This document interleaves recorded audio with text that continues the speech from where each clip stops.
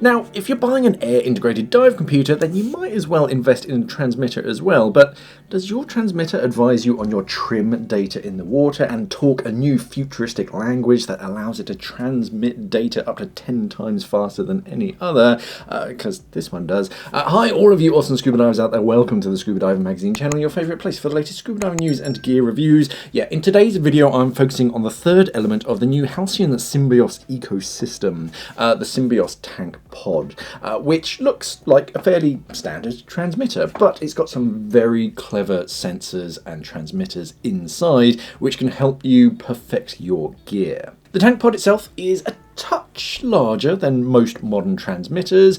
It measures about 80 millimeters from like the base of the thread to the tip, so basically how far it will stick out from your first stage, and it's about 41 millimeters in diameter at its widest point. Where the actual bolts go in, it just sticks out a little bit, but yeah, it's about 41 millimeters. The Halcyon have machined a decent 1 centimeter gap between the body and your first stage, so that you actually have some space to get a regular spanner in to actually tighten it up, which is nice. A lot of them try and make them as compact as possible, but now you can't get a spanner in to actually tighten it up, and you've got to rely on just like the body itself, but not in this case. And before somebody says in the comments, well, why don't you just attach it to a short hose? Well, if the transmitter is dangling from a hose, then you're going to get some pretty wacky data from your trim sensor as it kind of flops around in the water. If you're not too fussed about the trim data, then sure, you can fit this to a standard high pressure hose, just fit a swivel pin to it and it'll work fine. But yeah, if you're trying to use that like trim data, then no, it really does have to be fixed to the actual first stage. The transmitter has a removable flow restrictor fitted from the factory, so when you're fitting it to a first stage, pop that into place, but if you need to fit it to a hose, you have to pop that out, replace it with a swivel pin. When some divers whack their valve open on their cylinder, that sudden punch of high pressure, it could damage the sensor in the transmitter, so you have that like removable restrictor that just slows it down a bit. You can remove it if you want to fit a swivel pin, or just leave it in place if you're attaching it directly to your first stage. Holding the body together are 3 bolts with a Torx T10 head. Easy to do by yourself, and they're readily available online. There's a user-replaceable CR123 battery, which again is a fairly standard size, quite easy to find. And Halcyon includes the O-ring sizes in the user manual, so you can pick up replacements more easily without having to buy like kits and stuff. Just go to wherever you buy your O-rings.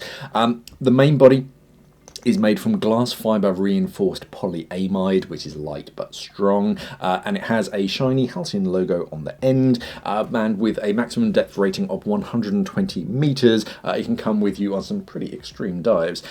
Inside is a high resolution digital tank pressure sensor with a 350 bar maximum pressure.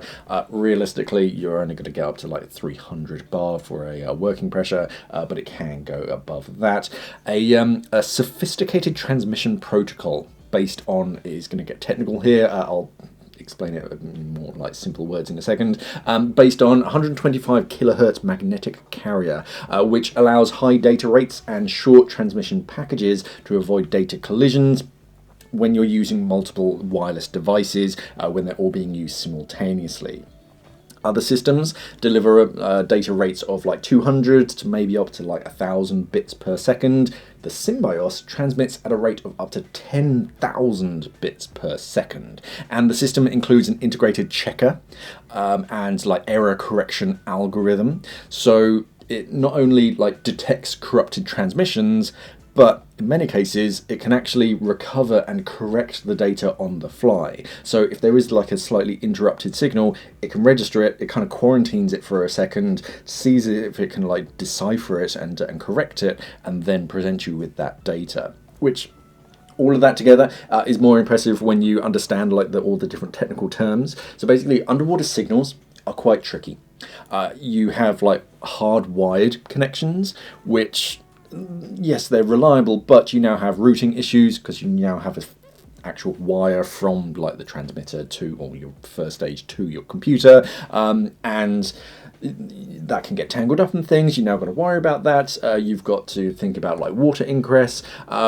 And various other like compatibility options if you've got like hardwired, and then you've got the choice of wireless communications. So the radio signals that power regular Bluetooth or Wi-Fi that we use on land every day, they don't travel very well at all through water. Water soaks up those high frequency waves, so the range drops to literally just a few centimeters and then it just dulls.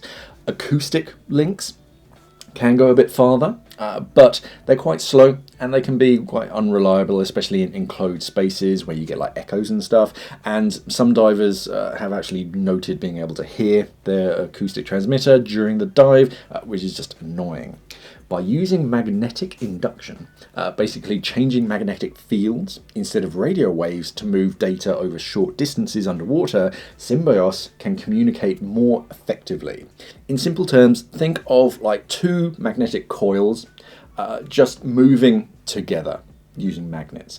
Even when water blocks normal radio, that magnetic field still transmits, and by using a dual axis magnetic setup, basically one is facing in one direction, one is facing perpendicular to it, you can keep the connection stable no matter the orientation, where some other systems could lose signal strength if their signal coils weren't like properly aligned.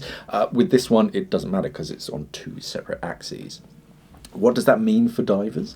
Rebreather parts. So if you've got a lot of things going on, you've got like oxygen sensors, tank pressure transmitters, or loop pressure monitors, you've got all those things, they can all share data wirelessly inside of the kit with fewer cables to route or signals to interfere with one another if they're all trying to talk at the same time, but with such short data packets it's just a blip and that's it, so you're far less likely to get interfering signals. The system is pitched as fast and robust enough for data critical diving, with safeguards that is designed to keep information flowing reliably. So in short, less clutter, more dependable information. And I know that all sounded like a lot of clutter, but yeah, technically inside it is actually a marvel above and beyond what a normal transmitter does. The second thing that this one does that most other wireless air transmitters don't do is a 3-axis accelerometer, which measures the position of the diver's tilt. So when you're in the water, as this moves, it registers that on your dive computer and you can see whether you're horizontal or not. At the start of the dive, when you're setting your kit up, you pressurize the cylinder, you pressurize the wireless air transmitter, and then you calibrate the sensor by standing your cylinder upright. So now it knows this is upright, and then you lay it down on its back for the sensors to calibrate again. Okay, now it knows what 90 degrees is. I'm not sure how well that's going to work on a pitching boat, but you can always set it up on dry land beforehand, calibrate it, and then load it onto the boat. With an accuracy of just 1 degree tilt resolution, you can track your body position throughout the dive. So it'll tell you if your cylinder is horizontal or not. It isn't always on the screen. It shows up as a digit on the auxiliary information corner, so it's not taking up space unless you want to physically see that information. And while you think you're horizontal in the water, this will actually tell you if you are or not. It can be handy if you're changing your gear setup and you want to know if it's affected your trim without having to ask your buddy to analyze you and then talk about it later. And if you're new to technical diving and you want to know what horizontal trim actually feels like, this will tell you. And it's just a matter of, you look at yourself and go, okay, right now I'm at 5 degrees or whatever it is, and then you know that, okay, I'm upright a bit, I need to either move some lead a bit further upwards, or just sort of it's quite a handy thing to have. It's not something that you're going to be looking at during every single dive, but it is quite interesting. Another interesting feature of the position data is that you can disable it all at the source.